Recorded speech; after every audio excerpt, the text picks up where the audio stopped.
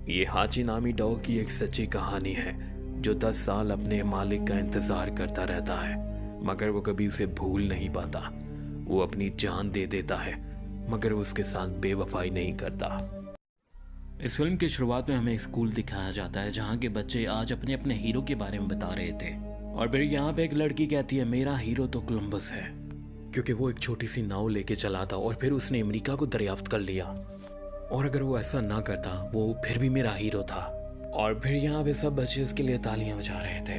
और फिर बारी आती है रोनी की। रोनी बोर्ड पे लिखता है माई हीरो इज हाजिको।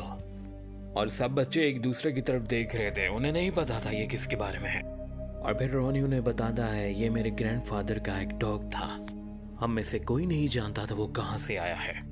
और फिर इसके बाद पूरी कहानी फ्लैशबैक में चली जाती है, हमें जापान दिखाया जाता है। और यहाँ पे एक छोटा सा पप्पी भी वो किसी को गिफ्ट किया जा रहा था।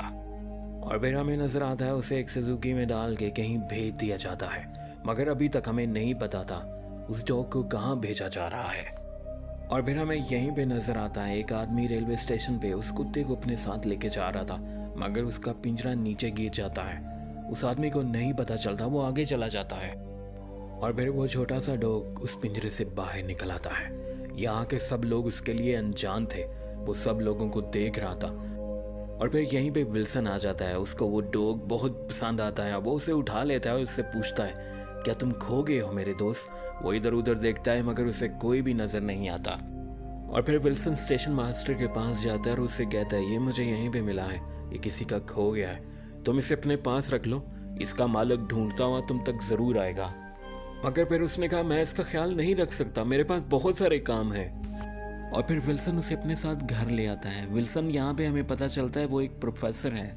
और फिर उसकी बीवी को डॉग कुछ ज़्यादा पसंद नहीं थे, इसीलिए विल्सन अपने घर जाने पे उस डॉग को छुपा देता है, मगर उसकी बीवी फिर भी उस डॉग को देख लेती है। और फिर विल्सन उसे बताता है ये मुझे रेलवे स्टेशन पे मिला था और सुबह मैं इसे वापस कर दूंगा। और अगली सुबह हमें ये नजर आता है कि उसकी बेटी को ये डॉग बहुत पसंद था। और अब प्रोफेसर और उसकी बेटी इस डॉग को रखना चाहते थे, मगर प्रोफेसर की बीवी वो नहीं मान रही थी। और फिर अगले दिन प्रोफेसर एक ऐसी जगह पे आता है जहाँ पे आवारा कुत्तों के लिए घर बनाए गए थे, मगर उस आदमी ने कहा सब लोग तो छुट्टियों पर हैं, तुम्हें 2 हफ्तों के लिए इसे अपने पास रखना पड़ेगा। और प्रोफेसर ये सुन के उदास हो जाता है, क्योंकि प्रोफेसर तो चाहता था कि वो मेरे पास रहे, मगर उसकी बीवी नहीं मान रही थी। और फिर प्रोफेसर यहाँ से अपने एक दोस्त के पास जाते हैं, वो जापानी था, क्योंकि इसके गले में एक पट्टा था, उस चिट के ऊपर जापानी लैंग्वेज में कुछ लिखा हुआ था। और फिर यहीं पर उसके पट्टे पे 8 लिखा हुआ था। जापानीज में इसका मतलब हाची था, और जापानीज लोगों के अकीदे में ये कोई आम कुत्ता नहीं था। और फिर प्रोफेसर ने कहा अगर ऐसा है तो इसे तुम क्यों नहीं रख लेते। और फिर उस आदमी ने कहा ये अपने मालिक को पहले ही चुन चुका है। और फिर उस डॉगी को कोई भी अडॉप्ट नहीं करता। और फिर प्रोफेसर उसे अपने घर ले आता है। और प्रोफेसर फिर अपनी बीवी को कहता है मैंने बहुत कोशिश की और मैंने हाची का सबको बता दिया है, अब कोई ना कोई इसे अडॉप्ट कर लेगा। और फिर प्रोफेसर ने कहा मुझे इसका नाम पता चल गया, इसके पट्टे पे इसका नाम लिखा था और इसका नाम है हाची। अगर हाची अब घर की चीज़ों को बर्बाद कर रहा था, उसकी बीवी बहुत गुस्सा हो जाती है और उसे कहती है इसे घर से बाहर निकालो। और फिर प्रोफेसर उसे स्टोर रूम में बंद कर देता है, मगर उसी रात बहुत तूफानी बारिश होती है और प्रोफेसर को हाची का ख्याल आता है। वो भागता भागता जाता है, हाची को अपने साथ अपने घर ले आता है। और फिर प्रोफेसर अपनी बीवी के डर से टीवी का वॉल्यूम बहुत ज़्यादा कर देता है, जिसकी वजह से उसकी बीवी की आँख खुल जाती है, मगर वो उसे कुछ नहीं कहती, उसे उठाती है और अपने साथ कमरे में ले जाते हैं। हाची को यहीं पे छोड़ दिया जाता है। और फिर हमें अगले दिन नजर आता है वो प्रोफेसर उसे अपने बच्चों की तरह चाहने लगा था, वो उसके साथ हमेशा खेलता रहता था। अब उसे बोल सिखा रहा था कि कैसे मुंह में लेके तुम्हें वापस आना है। और फिर दूसरी तरफ प्रोफेसर की बेटी देखकर ये बहुत खुश हो जाती है, वो अपनी माँ को भी बताती है, क्योंकि प्रोफेसर इससे पहले इतना खुश कभी नहीं हुआ था जितना वो आज उस डॉग के साथ था। और फिर यहाँ पे सबको खुश देखकर प्रोफेसर की बीवी भी हाची को अपने दिल में जगह दे देती है। और अब प्रोफेसर और उसकी बेटी वो दोनों हाची के साथ खेलते रहते थे। और फिर अब हमें दिखाया जाता है हाची बड़ा हो चुका था। और फिर यहाँ पे प्रोफेसर कॉलेज के लिए जाता है, मगर हाची भी उसके साथ जाना चाहता था।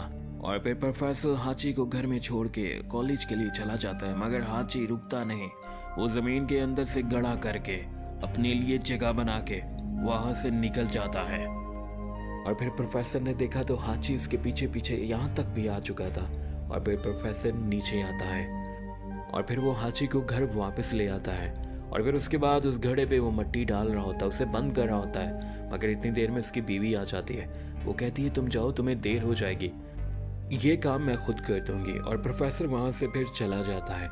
मगर हाची यहाँ पे भी नहीं रुकता, वो फिर से प्रोफेसर का पीछा करता है और फिर से वहाँ पे जाके बैठ जाता है।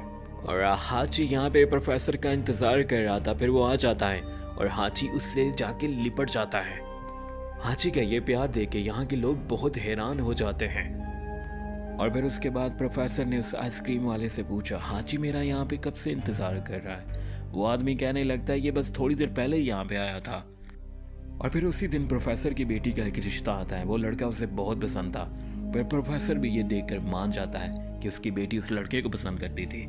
और फिर वो अपनी बेटी की शादी उसी लड़के से करवा भी देते हैं। और फिर आगे प्रोफेसर को वही जापानीज दोस्त मिलता है। प्रोफेसर उससे कहते हैं यार मुझे एक बात समझ नहीं आती, मेरा हाची तो बहुत समझदार है, मगर मैं जब भी बॉल उसकी तरफ फेंकता हूँ वो बॉल उठा के मेरी तरफ नहीं आता। और फिर उस जापानीज आदमी ने कहा वो ऐसा जरूर करेगा, मगर कोई ऐसा खास दिन होगा जब वो करेगा, पर मुझे पता है वो करेगा जरूर। और फिर आगे हाची रोजाना प्रोफेसर को छोड़ने के लिए जाता और लेने के लिए भी जाता। ये रोज का मामूल उनका बन चुका था। और हाची को भी यहाँ पे सब लोग पसंद करते थे।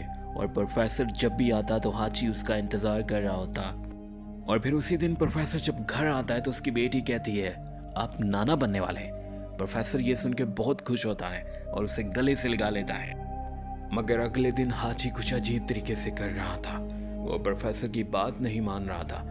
और फिर आज प्रोफेसर उसे छोड़ के अकेला ही चला जाता है। प्रोफेसर के जाने के बाद हाची भी प्रोफेसर के पीछे जाता है। वो मुंह में बॉल उठाता है और फिर प्रोफेसर भी उसे देख लेता है आते हुए। वो बहुत खुश हो जाता है कि हाची ने आज वही काम कर दिया जो उसे बरसों से सिखा रहा था। और फिर अब प्रोफेसर उस बॉल को दूर फेंकता है और हाची फिर उसके पास लेके आता है। प्रोफेसर 2-3 बार ऐसा करता है और बार बार वो बॉल लेके प्रोफेसर के पास आ जाता है। और फिर ये वही स्टेशन मास्टर था। आज वो कहता है तुम कामयाब हो गए, तुम्हारा डॉग सीख गया है। पर पता नहीं हाची को क्या हो गया था, वो कुछ अजीब ही कर रहा था, वो भौंक रहा था। फिर वो प्रोफेसर के गले लग जाता है और वो हट ही नहीं रहा था। वो आज प्रोफेसर को जाने ही नहीं दे रहा था, मगर फिर भी प्रोफेसर लेट हो रहा था, वहां से चला जाता है।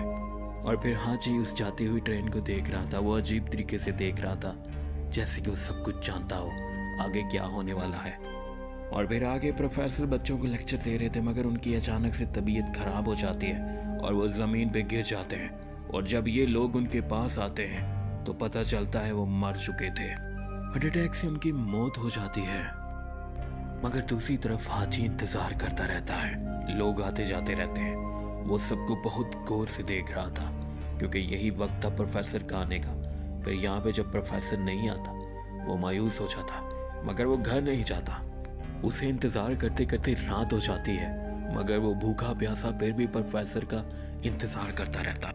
और फिर यहीं पर प्रोफेसर की बेटी का हस्बैंड आता है। वो उसे अपने साथ घर ले जाता है। हाची के कमरे में एक सुराग था जहाँ से वो प्रोफेसर को देखा करता था। वो उस रात भी प्रोफेसर का इंतजार करता रहता है। हाँ, वो एक जानवर था, मगर उसकी आंखों से जो आंसू निकल रहे थे और वो क्या सोच रहा था ये कोई कैसे बता सकता है।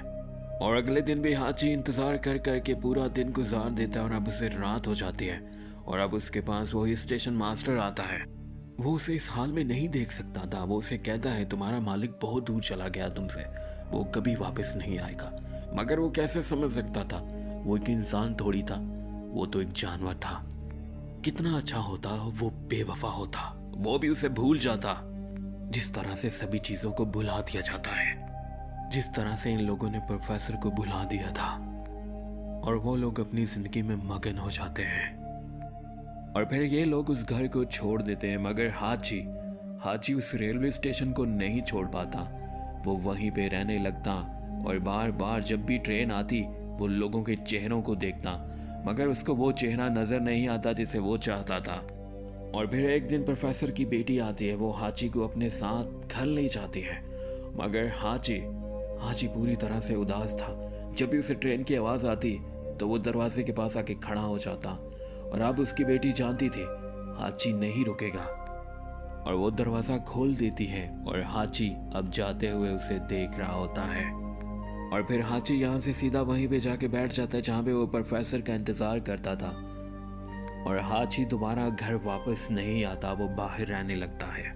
वो दिन रात एक ही जगह पे बैठा रहता और अपने मालिक का इंतज़ार करता रहता, लोगों को आते जाते देखता रहता।